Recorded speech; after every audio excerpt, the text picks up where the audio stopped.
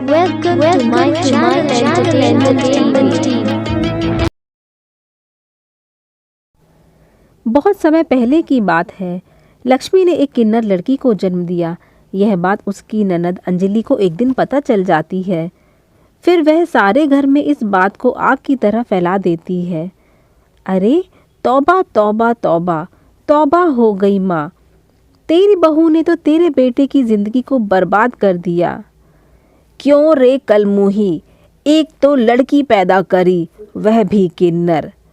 अपने खानदान की बर्बादी का हवाला देकर सास अमर को भड़काती है पति।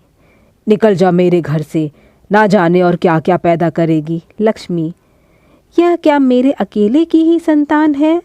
ऐसा मत करिए, मैं इस नन्ही सी जान को लेकर कहाँ जाऊंगी। लक्ष्मी के लाख विनती करने के बावजूद भी उसे घर से धक्के मारकर निकाल दिया जाता है। तब से दोनों एक बस्ती में आकर रहने लगते हैं। तेरे तो भाग ही फूट गए हैं। अगर तेरी जगह मैं होती तो इस बच्ची को छोड़कर दूसरी शादी कर लेती। जैसे जैसे प्रिया के बारे में लोगों को पता चलता है, वैसे वैसे आसपास के लोग उसे ताना मारने लगे थे। अरे प्रिया, अब तू हमारे साथ मत रहा कर। तेरी वजह से हमें भी अब गांव के सब लड़के और लड़कियां कुछ न कुछ चिढ़ाने लगे हैं। यही बात जब प्रिया के एक अच्छे दोस्त को पता चलती है। दोस्त, तू कितनी झूठी लड़की है यार, तेरी जैसी लड़की को मैं अब अपना दोस्त नहीं रख सकता हूँ। यह कोई बताने वाली बात थोड़ी है। दोस्त तो कोई भी हो सकता है ना। हाँ, कोई भी हो सकता है, पर तेरी जैसी आधी अधूरी नहीं। प्रिया अपने दोस्त की यह बात सुनकर दुखी हो जाती है और रोते रोते वहाँ से निकल पड़ती है। रास्ते में सब उसे देखकर हंसते रहते हैं। प्रिया को रास्ते में मनचले लड़के भद्दे भद्दे कमेंट करते हैं और उसे परेशान करते हैं। कहाँ जा रही हो बुलबुल, मेरे पास आओ। प्रिया को बचपन से ही संगीत में बहुत रुचि थी।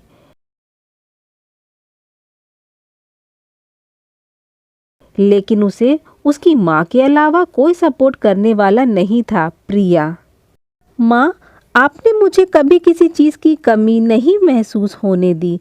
अगर आप मेरे जीवन में नहीं होते तो ना जाने मेरा क्या होता। प्रिया मेरी बेटी, तुम मेरा ही तो अंश हो। मैं भला तुम्हें कैसे छोड़ देती, मेरा सब कुछ तुम्हारे लिए ही तो है। प्रिया हमेशा अपने घर में संगीत की प्रैक्टिस करती थी।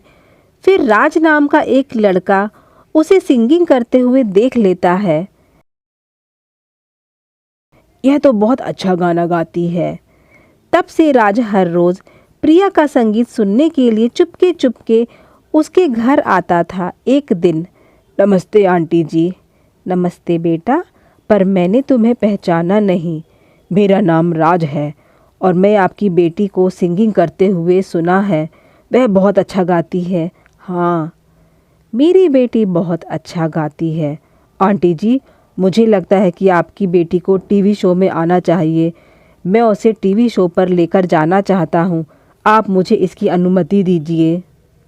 राज की नेक बातों को सुनकर प्रिया की माँ को भी अच्छा लगता है। बेटा, लेकिन इसमें एक समस्या है। आंटी जी, आप फिक्र मत करिए, मैं हूँ ना। फिर राज को मंजूरी मिल जाती है। हेलो प्रिया। कौन? तुम राज बोल रहे हो? हाँ प्रिया, यह मेरा ही नंबर है। तुम बहुत मधुर गाती हो। ऐसा लगता है दिन भर केवल तुम्हें ही सुनता रहूं। सच में यार, तुम्हें रियलिटी शो पर भाग लेना चाहिए ताकि सारी दुनिया तुम्हारा संगीत सुनकर प्रसन्न हो जाए। यार, क्या मधुर स्वर है तुम्हारा। ठीक है, तुम इतना बोल रहे हो तो मैं ट्राई करूँगी। फिर राज प्रिया के अच्छे अच्छे संगीत के वीडियो बनाता है। ऑडिशन के लिए reality TV show Indian ideal के ऑफिस पर भेजता है और पहले ऑडिशन पर ही प्रिया सिलेक्ट हो जाती है। फाइनली प्रिया इंडियन आइडियल में पार्टिसिपेट करती है और group stage round 1, round 2, round 3 सारे राउंड जीत जाती है और म्यूज़िक कंपटीशन के फिनाले में पहुंच जाती है और अंत में प्रिया फिनाले भी जीत जाती है।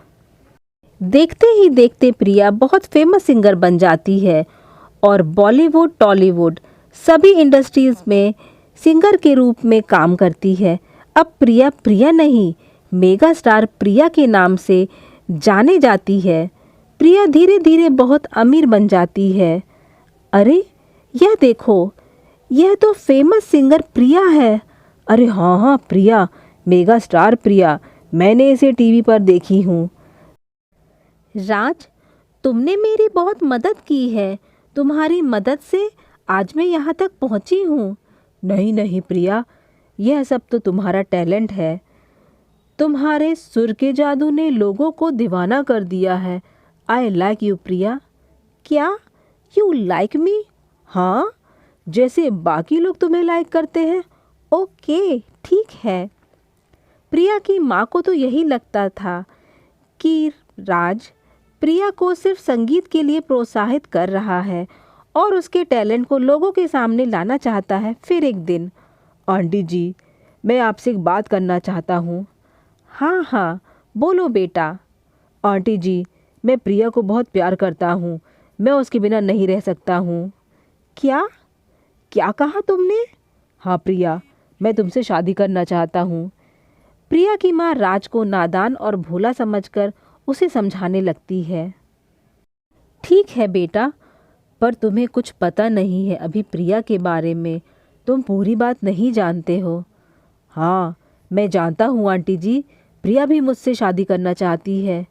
वह बात नहीं है बेटा, प्रिया एक आम लड़कियों जैसी नहीं है। मेरा मतलब है, प्रिया एक किन्नर है। यह बात सुनकर राज हैरान हो जाता है और वह प्रिया की ओर देखने लगता है। फिर प्रिया फूट फूट कर रोने लगती है। मुझे माफ़ करना राज, मैंने यह बात तुमसे पहले नहीं बताई। मुझे डर था कि तुम मेरे जन्म देने वाले पिता और मेरे अच्छे दोस्तों की तरह मुझे छोड़कर चले ना जाओ। फिर प्रिया वहाँ से रोते हुए अपने कमरे में चली जाती है और राज भी वहाँ से खामोशी से निकल जाता है। बेटा प्रिया, क्या तुम भी राज से प्यार करती हो? हाँ माँ। फिर कुछ समय बाद राज का कॉल आता है। प्रिया, हमारा प्यार सच्चा है। प्रिया, क्या तुम भी मुझसे शादी करोगी? हाँ राज, ज़रूर करूँगी। दोस्तों, इस संसार में जो भी है सारा ईश्वर का बनाया हुआ है और हमें ईश्वर की बनाई हुई हर चीज़ से प्यार करना चाहिए। किसी से नफ़रत नहीं करना चाहिए। थर्ड जेंडर भी हमारी तरह इंसान है, हमें भी उन्हें ससम्मान के साथ अपनाना चाहिए। वह हमसे अलग है, ऐसा समझकर उन्हें कभी ठुकराना नहीं चाहिए।